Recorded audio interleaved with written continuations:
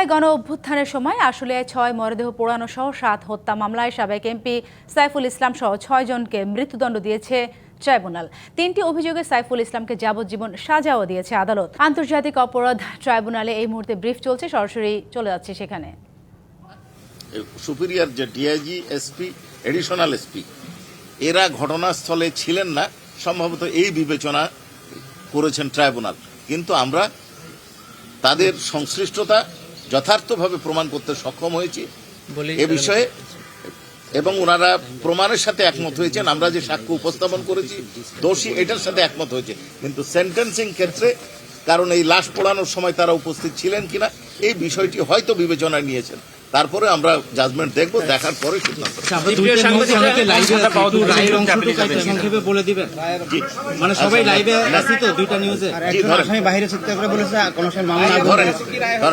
জি, আজকে আন্তর্জাতিক অপরাধ ট্রাইব্যুনাল 2 তার প্রথম রায়ে ঘোষণা করেছেন। সেই রায়ে মোট আসামি ছিল 16 জন। তার মধ্যে অন্যতম ছিলেন স্থানীয় এমপি সাইফুল ইসলাম, তাকে মৃত্যুদণ্ড দেওয়া হয়েছে। আশুলিয়া থানার ওসি AFM শাহেদ রনিকে মৃত্যুদণ্ড দেওয়া হয়েছে। এসআই আব্দুল মালেককে মৃত্যুদণ্ড দেওয়া হয়েছে। এএসআই বিশ্বজিৎ শাহকে মৃত্যুদণ্ড দেওয়া হয়েছে। কনস্টেবল মুকুল চোকদারকে মৃত্যুদণ্ড দেওয়া হয়েছে। রনি ভূঁইয়া যুবলীগ সদস্য, তার মৃত্যুদণ্ড দেওয়া হয়েছে।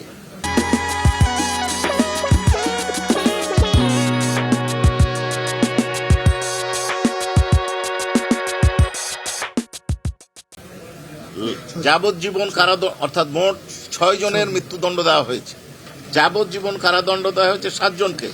তারা হলেন DIG Syed Nurul Islam, SP Asaduzzaman Ripon, additional SP Abdullahil Kafi, additional SP Shahidul Islam, inspector তদন্ত Masudur Rahman, inspector operation Nirmal Kumar Das, inspector DB Arafat Hossain Arju. 7 বছরের কারাদণ্ড দেওয়া হয়েছে এসআই আরাফাত উদ্দিন এবং এএসআই কামরুল ইসলাম, অর্থাৎ 2 জনকে। এবং অপর আসামি এসআই আফজালুল হক, তিনি ট্রু এবং ফুল ডিসক্লোজার করে অনারেবল ট্রাইব্যুনাল যে শর্ত দিয়েছিলেন যে পূর্ণাঙ্গ সত্য প্রকাশ করবেন ঘটনার, সেইটা প্রকাশ করায় তাকে মুক্তি দেওয়া হয়েছে।